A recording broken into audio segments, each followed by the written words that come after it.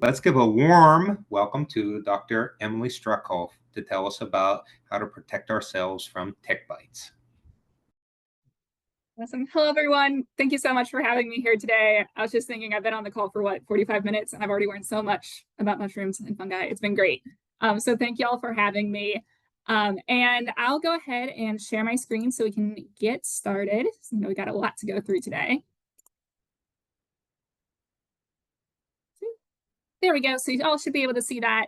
Like you said, I'm here to take us a little bit out of the mycology world for just a bit and into the world that I work in mostly, which is entomology, and talk a little bit about ticks, since that is something that as nature lovers, as people who go outside and spend time in the woods, ticks are something that we often encounter, especially this time of year. So I'm going to talk today just a little bit about what ticks are, why ticks are something that we're concerned about, and then ultimately, most importantly, what can you do to help protect yourself from tick bites. So with that, just a few introductory things. So like Tom said, I'm here from Penn State, and I specifically work for Penn State Extension. Penn State Extension is a branch of the university, and we believe our mission statement is that we believe all people should have access to science-based education. A lot of large universities have this. So Penn State, we've got ours up here in Pennsylvania, but University of Maryland, Virginia also have these departments. And we have folks who are stationed all throughout Pennsylvania. I'm out of our main campus here in State College, so about 3.5 hours north of y'all. And we have folks who work in a lot of different kind of scientific areas. And my area is specifically working with vectors. So that is any kind of arthropod or other animal that can transmit bacteria, viruses, and other pathogens. So up on the screen is my name and contact information. I'll have it up again at the end, but if there is anything that we don't have a chance to get to today or that you have more questions about, feel free to reach out. My email's up there. Always happy to chat. And so with that, what exactly are we going to be covering over this presentation? First thing I'm going to talk about is just a little bit about what exactly are ticks. So what are they? What different species of ticks are there? What is their biology like? Then I'll talk very briefly about what diseases ticks are associated with. So why do we care about ticks? Why are ticks something to be concerned about? And then finally, for the bulk of the presentation, I'm going to be talking about, okay, we know what ticks are. We know that they can lead to disease. What can we actually do to help prevent being bit by ticks in the first place? And so with that, to get us started, starting off at the beginning with just what is a tick? So ticks themselves, they're kind of arthropod, but they're not insects. So ticks are going to actually be more closely related to things like spiders and mites than they are insects. They are kind of arachnid. And you can tell that you have, if you find something crawling on you, you can tell whether what you have is a tick versus some other kind of arthropod or insect by looking for a few different things. The first thing that separates ticks from other arthropods or insects is just their number of legs. So as adults, ticks are going to have 8 legs, which is of course different from insects, which are only going to have 6. Ticks also have these two different body regions. The scientific terms for these are the capitulum, which, let's see if I can get my little laser pointer going. Maybe not. Anyway, so the capitulum is going to be what are essentially the mouth parts of the tick, and then the idiosoma is going to be the body, so the rest of the tick. So if you ever have a tick attached and you hear about trying to get the mouth parts out, that's trying to get that top segment there, the capitulum, out. And then the last thing that separates ticks from other insects or arthropods is something called a hard dorsal shield on their back. So I don't know if anyone here has ever found a tick on you and you decide that you want to kill it and you try squishing it in between your fingers. If you tried that before, you might know it doesn't quite work that well. And that is because ticks have this hard covering on their back that makes them very tough, very difficult to kill, and very difficult to squish. So with that, up on the screen here are a few different arthropods that often bite people, and some of which are often confused for being ticks. So one of these is a tick. The other 2 are things that are not ticks. So I'll give you all a second to think about, see if you can ID which one of these is the tick.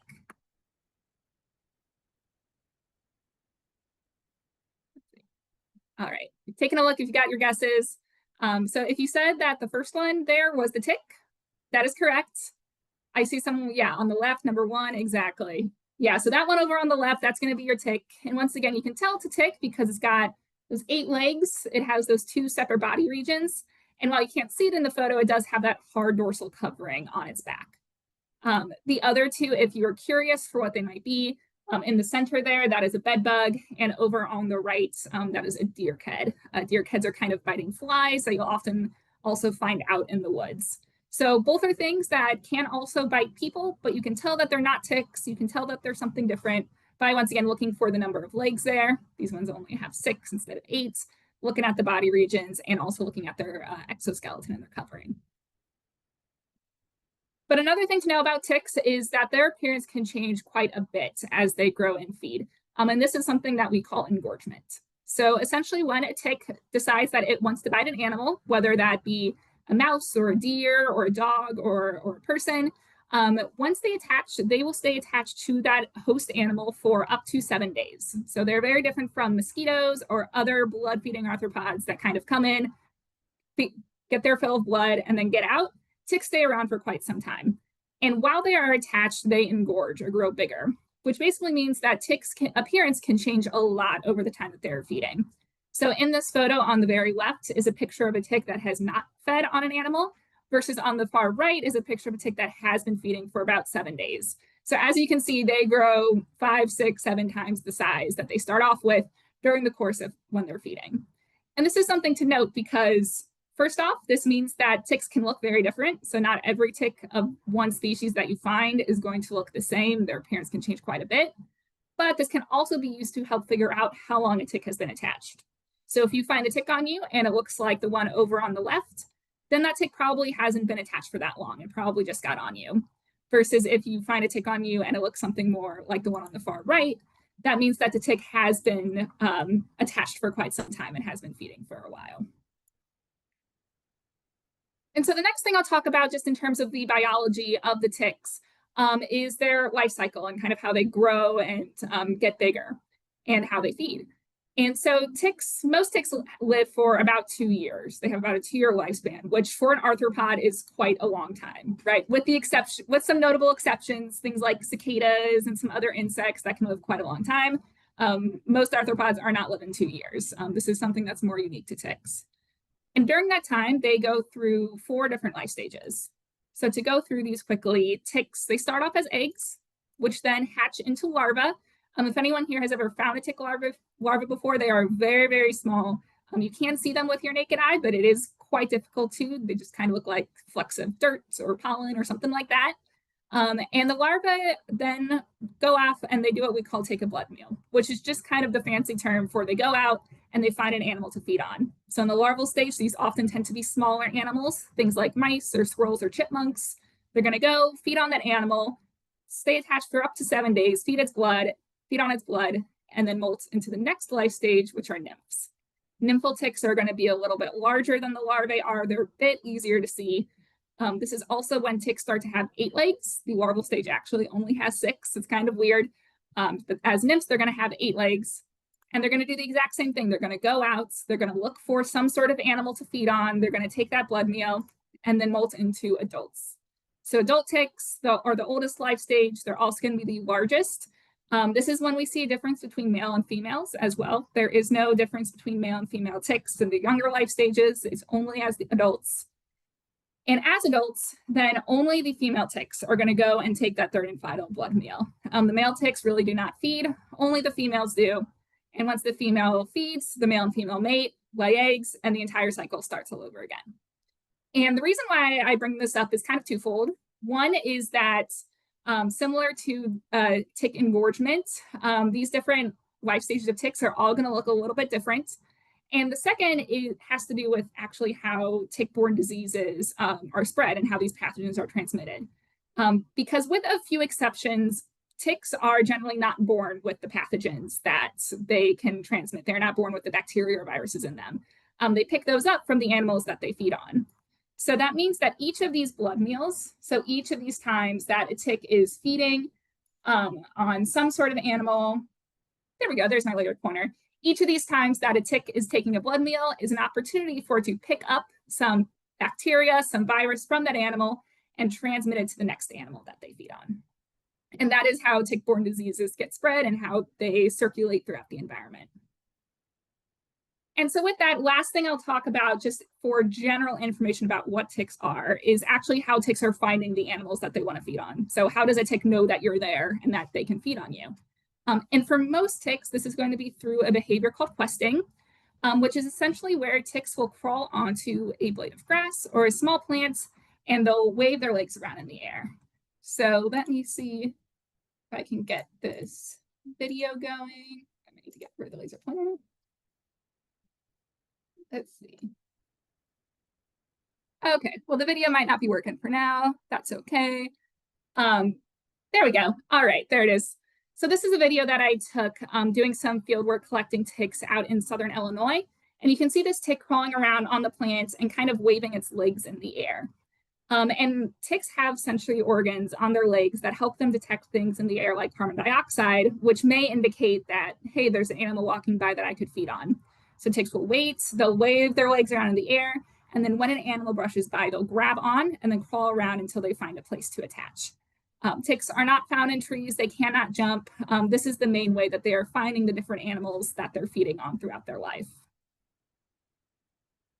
All right, and with that, so that's a little bit of background about what ticks are exactly. And now moving into a little bit about different tick species that we have in the eastern US. So when it comes to ticks worldwide, there are about 900 species around the world, which is a lot. For arthropods, it's actually not incredibly diverse. If anyone here has worked with other insects of any sort, a lot of insects have many, many more species than that, but 900 species is still a lot. And in the US, out of those 900, we have about 90 different species in the US. The good news for y'all and for all of us who go outside is that most of those ticks people will never encounter. A lot of tick species are very specialized for the host animal that they feed on. So for example, we have one tick here in the eastern US that's called the rabbit tick, Haemaphysalis leporus palustris, and it feeds specifically on rabbits. And unless you are working with rabbits or spending a lot of time around rabbits, you will probably never encounter this tick species. So out of those 90, we're never encountering most of those. But on the screen, I do have listed some of the tick species that do often feed on humans and that we can often find around in the eastern United States. So I'm not going to go into a ton of detail about each of these or each of these different diseases, or else I would be here for ages. But I will give a few highlights, a few things to know about them. First thing that I'll mention is that first tick there on this page, the black-legged tick. This is going to be the most common tick throughout much of the Northeast United States. And this is also the only tick species that can transmit the bacteria that causes Lyme disease, at least in the eastern United States. So if you've heard of one tick-borne disease before, it is probably Lyme disease. It is the most common tick-borne disease in the United States. And we have very high rates of this case throughout the Northeast every single year. Pennsylvania is pretty much always in the top 3 for number of Lyme disease cases per year. So it is something very, very common around here. Some other ticks that are on this list as well include things like the American dog tick. The Lone Star tick is a species of tick that is particularly common, not quite where I am up here in central PA, but down where y'all are in Maryland and Virginia and Washington, D.C. The Lone Star tick is quite common. So the Lone Star tick has been historically a southern associated tick species. Hence kind of the name is called a Lone Star because first off, it has that big white dot on its back, makes it easy to identify. But then also think Lone Star State, Texas. It's a historically southern associated species that has been expanding its range for further and further north. So around y'all, that is one tick species that you might encounter. And then also the brown dog tick on here as well, which is a tick that primarily feeds on dogs.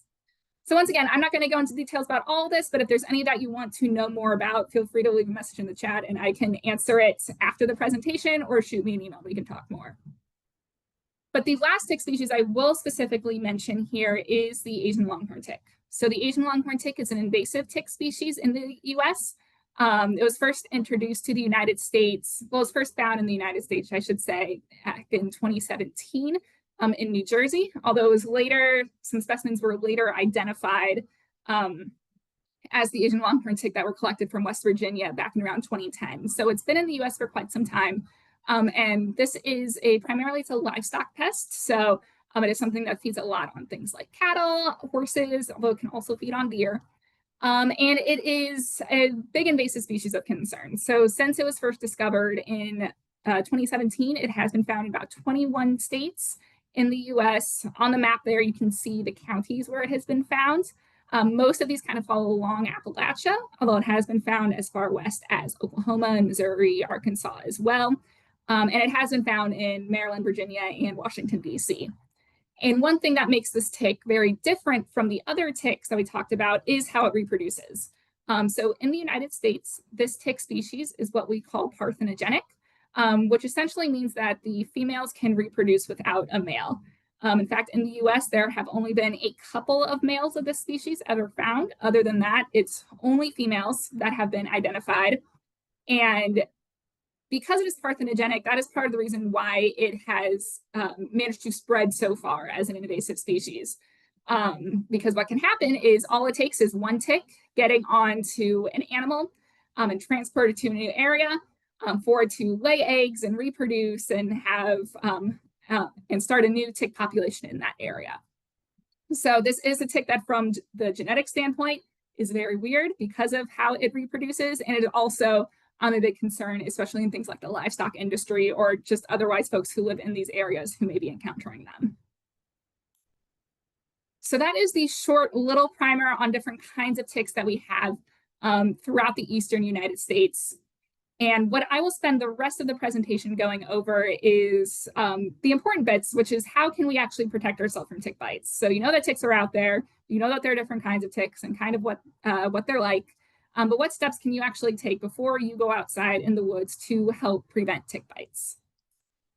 And to kind of split this up, I split up these points into 3 different categories. And the first one is going to be understanding. So how can we use our understanding of ticks and their behavior and where they are to help prevent tick bites? And the first thing I'm going to talk about here is just when you find ticks. So what times of year do you find them? And so there's a lot going on the screen, but essentially what you're looking at here is we've got 3 different graphs for 3 different species of ticks. So we've got the lone stars up here, American dog ticks right here, and black-legged ticks right here. And then for each of their different life stages, when they're going to be active. So when are you actually finding these ticks out and about looking for an animal to feed on? And as you can see here, most of these ticks are around looking for an animal to feed at around the same time. The majority of these ticks are going to be most active from the spring months about through the end of the summer. So think mid-April, beginning of May, through kind of August, September. That is when most ticks are going to be active and looking for an animal to feed on. The exception to this, if you might notice that there's one peak that's outside of these guidelines, and that is this one down here. So the adult black-legged ticks specifically are going to be most active in looking for an animal to feed on in the fall. So that is something that's very different from kind of the behaviors of other ticks and other life stages. They're not out during the summer. Those adults are going to be out in October and November. And while these are the general guidelines for what time of year you're going to be finding these ticks around, ticks can be out and looking for an animal to bite anytime the temperature is above about 40 degrees Fahrenheit or so. So every year I always get calls from people in January, February, being very confused about why they are finding ticks out and around in those cold winter months. And that is because if you have ticks don't go into a true hibernation, like many animals do, they just during the winter. So if there is a warm day, even in the middle of January or February, they can come out and look for an animal to feed on, even on those days. So if that's when ticks are active, what about where ticks are active? So what does tick habitat look like? You can look for a few different things that kind of help characterize where you may find ticks. One is really forested areas, especially areas with leaf litter and dense understory. A lot of ticks, especially that black-legged tick, are going to prefer these kinds of areas. They are really sensitive to heat and drying out, so you often find them in areas that are more shaded, have more cover, have more leaf litter. That tends to be their preferred habitat. And then you have other tick species like the lone star tick that you often find in areas with a lot of tall grasses, fields. They prefer that kind of habitat. And so when you think about those sort of areas where you find ticks, in the woods, in areas of tall grasses, leaf litter, dense understory, and where you might be foraging or where you might find mushrooms, there's a lot of overlap there. So one thing for y'all to note is that, a lot of these areas that have really good environmental characteristics, really good habitat for mushrooms, are also going to have really good habitat for some of these ticks. There's just a lot of overlap there. And with that, the next category of things I'm going to talk about is preparation. So let's say, okay, let's say it's May, you're going out into the woods, it's the time of year when you may find ticks, it's the kind of habitat where you may find ticks. What steps can you take to actually prepare before you go outside to help prevent some of these tick bites? The first thing is probably the thing that you've heard a million times before, but it's just what you wear. Essentially, if the ticks can't get on your skin, then they can't bite you. So wearing things like longer pants or long sleeves, tucking your pants into your socks can help prevent ticks from getting on you and being able to actually bite you and get on your skin. Another trick here is that wearing light colored clothing can actually make ticks a lot easier to spot. If you have ticks crawling on your pants, they're a lot easier to see on tan pants than they are on darker colored or black pants. So that's something else to keep in mind. And beyond just what you wear, another thing that you can do to help prevent tick bites is using some sort of repellent. So repellent is essentially just any kind of chemical that can repel or keep away pests. So there's a lot of different repellents out there that can be used for both mosquitoes and ticks. And they have a lot of different components in them. So when you're actually looking for a repellent, one thing that you want to look for to be able to tell exactly what it is what is the active ingredient in it. Every repellent should have listed on the label what the active ingredient is. And the active ingredient in the repellent is the part of the repellent that's actually doing the work of keeping away the mosquitoes or ticks or whatever kind of arthropod you're trying to repel. So up on the screen right here, once again, there's a lot going on here, but this is essentially a chart that shows some of the common EPA registered active ingredients. So these are active ingredients that have been approved by the EPA for preventing tick bites and that you can find commercially in repellents. So at the top of the list here is DEET. If you've heard of one repellent, it's probably DEET.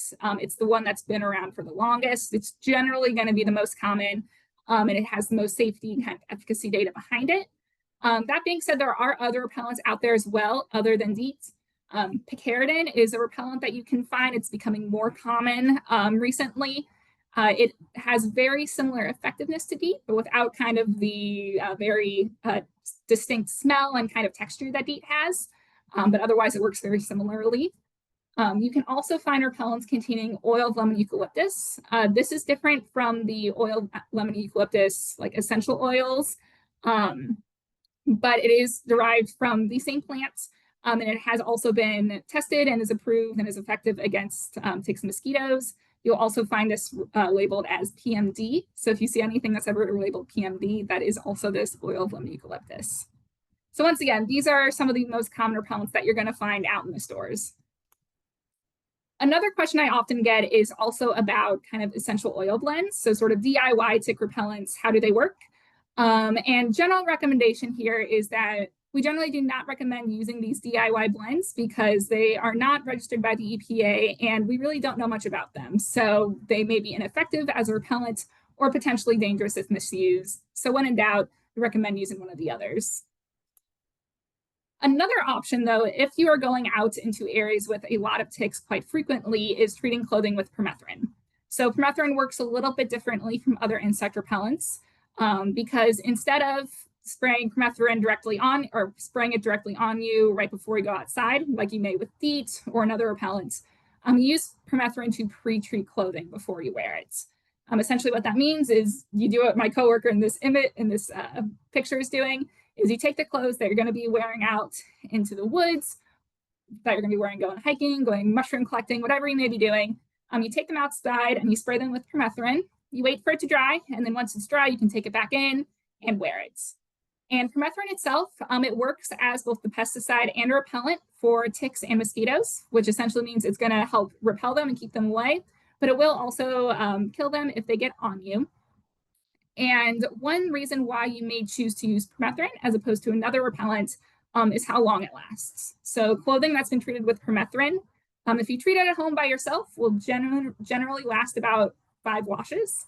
So instead of having to reapply every single time you go outside, you can treat your clothing once, kind of set it and forget it, and you're good to go for a while. So this is something that you may consider using if you're going out into the woods or into a ticky area quite frequently. You're wearing the same clothes every single time, and you don't want to have to reapply every single time you go outside. So once again, to give you an idea of how this works, is in this video, there are 2 pant legs here. The one on the left is untreated. It hasn't been treated with permethrin. And the one on the right here has been treated with permethrin. And if you can see sort of these little dots at the bottom there, some right there and some right there, those are ticks that are on there. And if you play the video, you can see that on the pant leg that's been treated with permethrin, the ticks start to fall off. So essentially what happens is that as ticks crawl onto the pants, it causes something that we call tick hot-footing, where it burns the feet of the ticks and causes them to fall off before they have a chance to attach. And since ticks can't fly and they can't jump, this is something that is especially effective against them. And then last thing here for prevention, I'll just mention your pets. Your pets, especially dogs, can also be affected by the same tick-borne diseases that we can be, especially things like Lyme disease. And there are a lot of options out there for tick bite prevention for your pets. There are oral medications, topical treatments, collars, vaccines, all sorts of things. So talk to your veterinarian about what option may be best. The one note I always put here is that a lot of the medications and things that are available for dogs are actually toxic to cats. So there are different tick preventative options out there for cats, but if you're using any of these, make sure that you're just using them on the animal that they're labeled for. So dog products for dogs and cat products for cats. All right, and with that, the last little section that I'll talk about here is reduction. So let's say, you were outside in the woods in May, you took steps to help prevent tick bites and to help prevent ticks from getting on you, but a tick could still be on you, you never know. So what can you do after you come inside to help prevent tick bites or prevent tick-borne diseases? First thing, and really the number one thing that you should do is just doing a tick check. So for the majority of tick-borne diseases, it takes at least 24 to 48 hours for any bacteria or viruses that may be in the tick to go from the tick into you, which really just means that the sooner you can get the tick off, the better. And ticks, they can attach anywhere on your body, but they do prefer areas that feel a bit more covered or enclosed. So places like in your hair, behind your ears, along your waistband, those are going to be areas that you tend to find more ticks. Another thing to note, you probably know this if you've ever seen ticks before, is that they can be very, very small. So know your freckles and moles, know that they may be really tiny and somewhat difficult to see. Another thing you can do, both when you're still out in the field or once you've come back indoors, is actually using a lint roller. So if you're somewhere that is really, really ticky, so you're out in a field somewhere and you know that it is just going to be crawling with ticks, one thing that you can do while you're there is carry either a lint roller or a piece of duct tape with you and use that to kind of stick up the ticks as they're crawling on you. So if you have ticks crawling up your pants, you can use that to stick the ticks to them. This can be really useful because if anyone here has ever tried to like flick ticks off of you or like knock them off you as they're crawling on you, it can be kind of difficult too. So this is a good way where, once again, if you're somewhere where you just know is going to be full of ticks, this can help get them off of you quickly. The image there on the right is a photo that I took of some Lone Star ticks that I got off of me while doing some work in southern Missouri. So as you can see, there's a lot of them in that specific prairie I was working in, and this worked pretty well to get them off. Another thing you can do after coming indoors is putting your clothing in the dryer. So ticks really cannot handle high heat. They cannot handle drying out. That is one thing that they cannot survive. So if, once again, you are in an area that you know is really ticky, if you place your clothes in a dryer on high heat for about 10 minutes, that can kill any ticks that may have hitchhiked in on you. So if you're worried about accidentally bringing ticks into the home, that's one way you can keep them out of where you live. And then last thing here, if you do find a tick, what to do about it. Generally, I always recommend that the simplest way to get a tick out is the best. You're going to want to grab the tick as close to your skin as possible, preferably with a pair of tweezers or forceps if you've got them, and just pull straight up. You want to make sure to grab it as close to the skin as possible and not further back in what we call the no squeeze zone there. Just because the closer you grab the tick to your skin, the more likely you're going to be able to get all of the tick out in one go and not accidentally tear it in half or leave part of the tick in you.